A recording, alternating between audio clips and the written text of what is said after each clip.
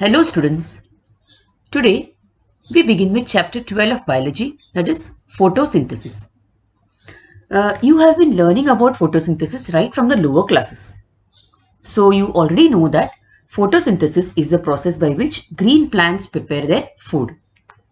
Also remember that it is the only process by which the solar energy, the energy of the sun, is trapped by green plants and converted into food which is there. And all the living forms, directly or indirectly, depend upon this particular food which is prepared by the green plants for their source of energy. So all of us are existing on the earth only because of photosynthesis. Now let us begin by defining photosynthesis. Now the definition which is given in your textbook, which is important for you with respect to exams, is photosynthesis is the synthesis of carbohydrates, that is glucose, from inorganic materials like carbon dioxide and water with the help of solar energy trapped by pigments like chlorophyll. So as you can see over here, water and carbon dioxide are the raw materials of photosynthesis. These are taken up by the green plants and then with the help of chlorophyll which is present in them, these materials are used in order to trap light energy. Light energy is in fact trapped by chlorophyll, and it is then by a chemical process, it is then converted. All these three things are converted into carbohydrates, namely glucose, and oxygen is released in the process as a byproduct. So there is this definition can also be written as a chemical equation. This equation is known to you very well actually. This equation is 6CO2 plus 12H2O in the presence of light and chlorophyll gives us C6H12O6, that is glucose, plus 6O2 plus 6H2O. Now remember, photosynthesis is one of the most massive chemical process occurring on the earth. It is a chemical reaction which occurs on a large scale on the earth. Now how is this so? Let us see over here. Now on the earth, there is about 0.03% carbon dioxide. That is, I'm talking about the atmosphere. So in the atmosphere contains about 0.03% of carbon dioxide. Now this amount looks less actually, but then it actually comes out to around 2200 billion tons of carbon dioxide.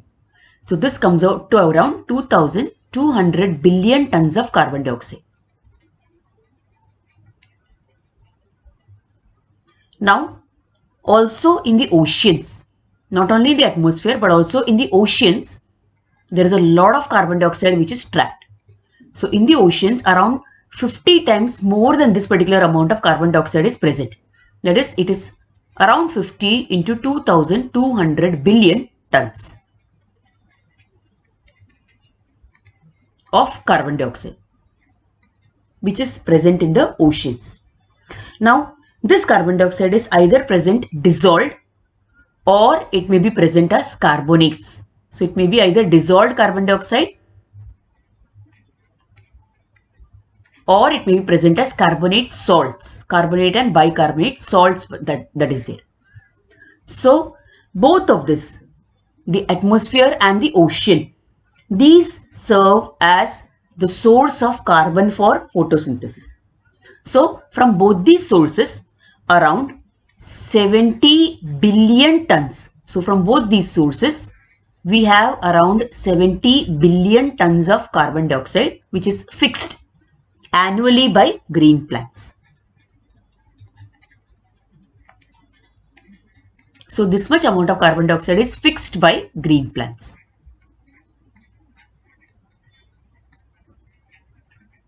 In a year actually. So as you can see, it is one of the most major chemical process which occur on the earth, that is it. Now where in a plant cell does photosynthesis take place? You already know the answer to this question.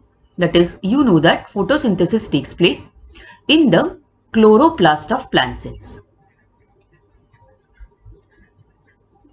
Now these chloroplasts are located everywhere in the green plant cells, but they are mainly they are located in the mesophyll cells of leaves.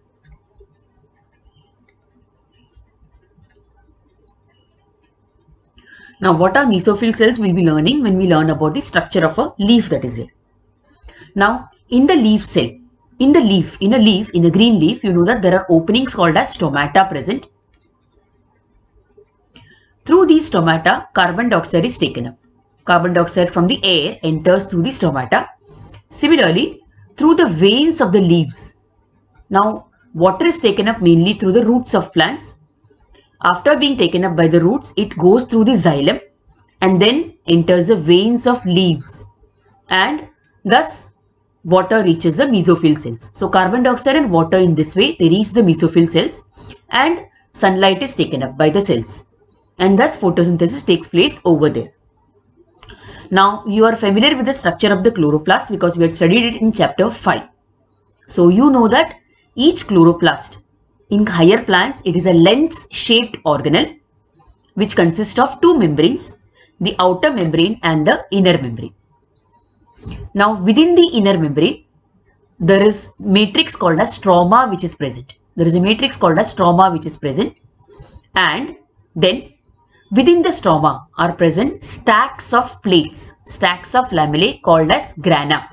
Singular is granum. Individual members of the grana are called as thylakoids. And also within the stroma, we find various other structures like ribosomes. We even find a circular molecule of DNA. I have told you that chloroplast and also yes, mitochondria are the only organelles which carry their own DNA. So within the chloroplast, we also find a single circular molecule of DNA being present. So there are ribosomes, various different proteins, enzymes, as well as DNA which are present in the stroma. And what is present within the thylakoid? Well, on the thylakoid membrane, we find the photosynthetic pigments, mainly chlorophyll, xanthophyll, and carotene.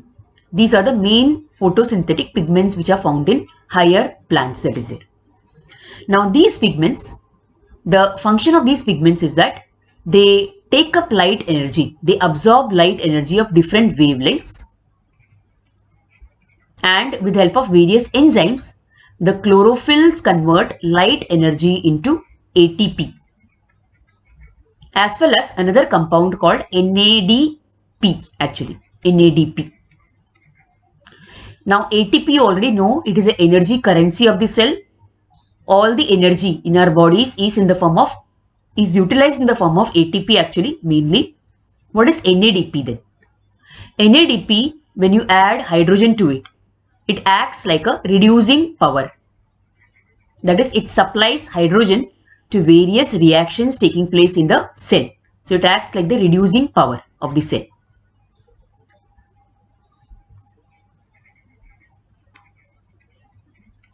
So ATP is the energy source of the cell and NADPH is the reducing power of the cell. Okay, by the way, the full form of NADPH I have already told you before earlier. It is nicotinamide dinucleotide phosphate. Nicotinamide adenine dinucleotide phosphate. Along with the hydrogen, it becomes a reduced molecule actually. That way. So thus the basic structure of a chloroplast we already know about. Now next we learn about the various photosynthetic pigments which is there. Now as I told you, there are three main types of photosynthetic pigments. In that we divide them into only two types, that is chlorophyll and carotenoids. First of all, chlorophyll. The two main forms of chlorophyll. Now chlorophyll exists in two main forms in higher plants. It is chlorophyll A and chlorophyll B, as you can see over here. Now chlorophyll A is blue-green in color. Its color is around, it looks blue-green in color actually. And chlorophyll B looks yellow-green in color.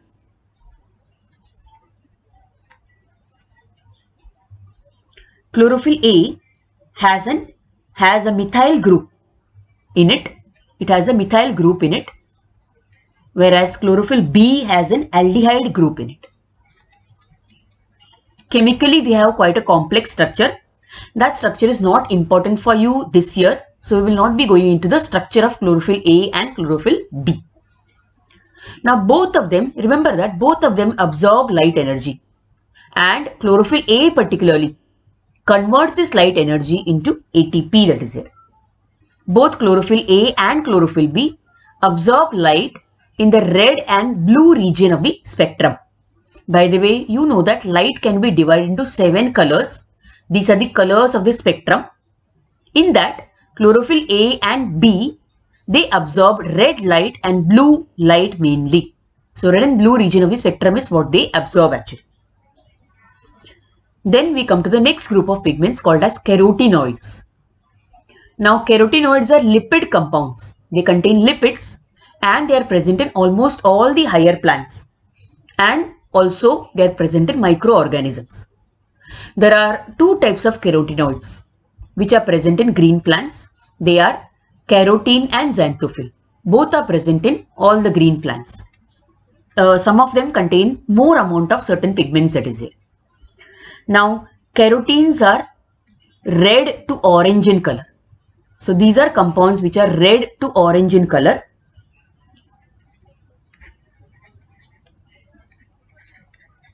So, all are red and orange fruits or vegetables such as a tomato, oranges, pumpkins, etc.